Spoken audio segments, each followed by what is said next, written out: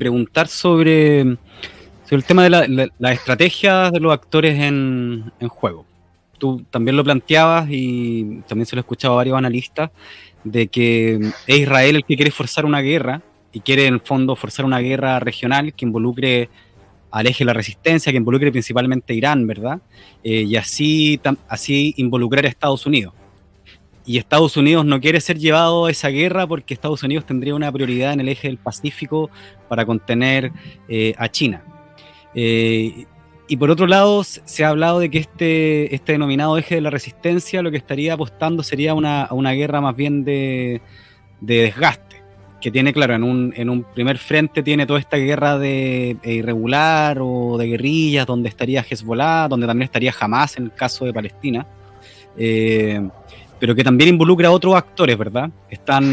Hemos escuchado de los hutíes en Yemen, que estarían teniendo un rol bien clave en estas acciones militares contra barcos, generando o acelerando el desabastecimiento de Israel, y bueno, y siempre está Irán, que tiene un rol regional clave militarmente, económicamente.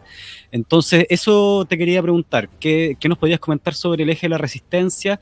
Y muy brevemente sobre cada uno de estos actores, o sea, ¿quién es Hezbollah? ¿De dónde nace? ¿Cuáles son sus fundamentos? Y lo mismo también con el caso de los hutíes y bueno, y eso.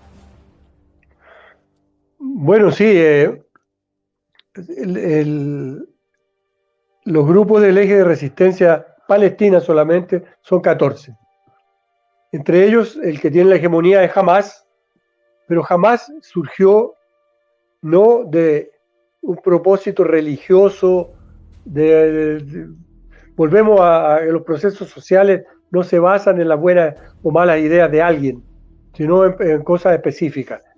Hamas surgió de la intifada de 1987, que duró más de 2 años. Una intifada fue la sublevación de Palestina y se fortaleció particularmente a partir de la firma de los acuerdos de Oslo en 1993, en los cuales la Organización para la Liberación de Palestina, encabezada entonces por Yasser Arafat, que es la Organización de Liberación Palestina, también es una organización de grupos seculares, no religiosos, palestinos, que condujeron la lucha de liberación desde el establecimiento de la Nakba en 1947.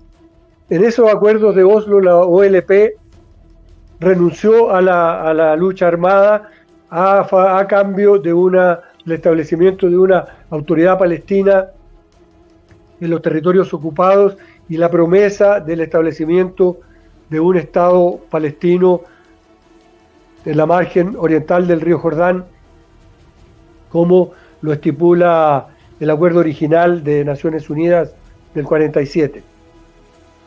Israel ha reconocido ya ampliamente que nunca tomó en serio estos acuerdos de Oslo, nunca pretendió establecer ningún Estado palestino, y la autoridad palestina en la práctica empezó a hacer el trabajo sucio, a reprimir a los grupos que mantenían la resistencia armada. Entonces, esa es la base, digamos, político-social de Hamas, que es un movimiento político, militar y religioso igual que Hezbollah.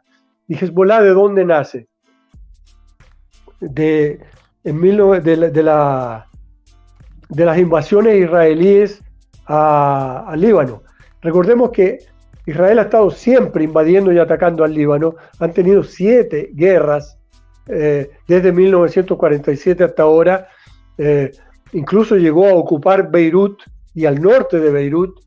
Ha promovido las masacres famosas como la de Sabra y Shatila, con la cual le dieron un durísimo golpe a la Organización de Liberación Palestina. Y en 1983 se produce, después de la masacre de Sabra y Shatila, el que fue creo que el 81, se produce este atentado contra la base militar, contra las tropas de los Marines norteamericanos en Beirut.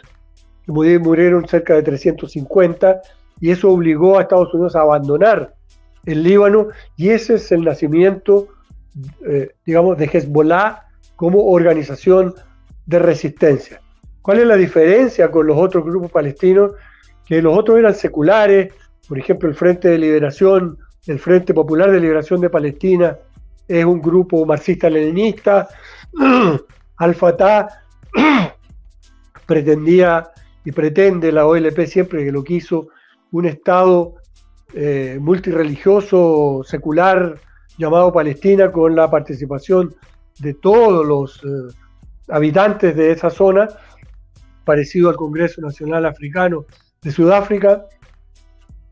Y Hamas y Hezbollah aparecen como grupos que integran el componente religioso, militar y político con un programa de orientación, yo diría, socialista, pero basado en los preceptos del Islam. Y esto ha permitido lo que a mí me pareció cuando estuve allá muy interesante, una amalgama única de fidelidad religiosa, de potencial político y un gran desarrollo militar con fuerzas propias. Se dice, y yo creo que es verdad, que Irán está detrás de gran parte de este desarrollo militar, pero Irán no es el mismo Irán de hace 30 años. Irán es hoy una fuerza, digamos, emergente de nivel regional, de una zona de influencia muy importante, y también una fuerza militar de nivel categoría mundial. Destruir a Irán es un objetivo estratégico de Occidente porque Irán forma parte de este eje euroasiático, como hablábamos antes, del BRICS y que lleva la iniciativa en términos económicos en el planeta. Y fuente, naturalmente, de grandes recursos petroleros y gasíferos que son de interés estratégico, siempre lo fueron, de Estados Unidos y de Europa.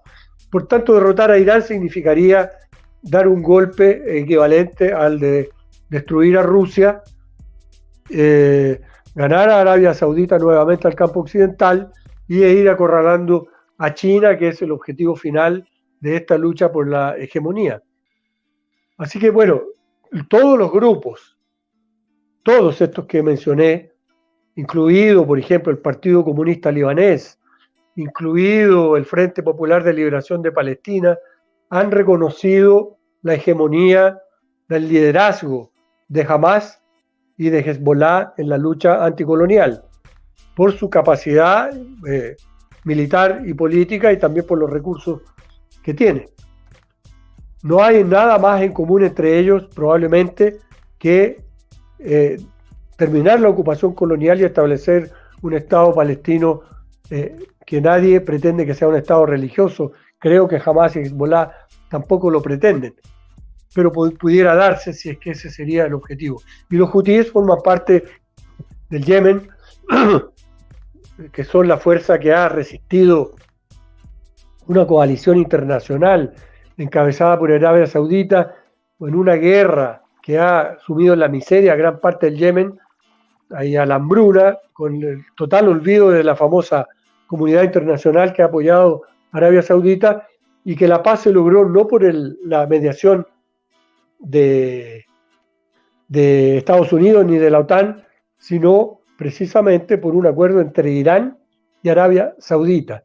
Es decir, primera vez que se llega a un acuerdo en la región donde no participa ni Israel ni Estados Unidos, sino China, que ha sido mediador, Arabia Saudita e Irán, conformando este nuevo bloque de poder del que hemos estado hablando todo el rato, que está en el trasfondo de todo esto. Entonces, no se trata, cuando se apoya la resistencia palestina, se está apoyando un movimiento anticolonial, del cual jamás es la parte más, digamos, hegemónica, más importante, pero no es la única, y obviamente no tienen intereses comunes más allá del colonialismo y la erradicación, digamos, de este Estado colonial impuesto allí por la fuerza y que solo se puede mantener por la fuerza.